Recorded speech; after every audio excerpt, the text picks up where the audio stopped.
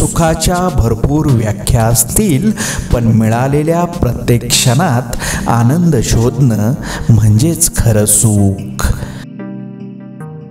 भोवताली दिव्यांची आरास असतानाही आपण समयीच्या तेजापुढे नतमस्तक होतो. ते का?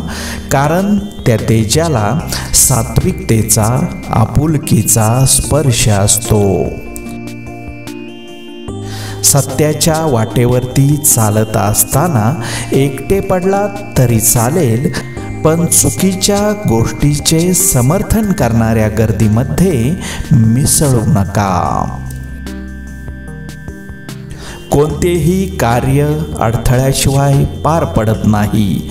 शेवटपर्यंत जे प्रयत्न करत राहतात त्यांनाच यश प्राप्त होते. सुख आणि दुःख वाटून घेत जगलो तर नात्यातील आपलेपणाचा ओलावा कायम टिकून राहतो.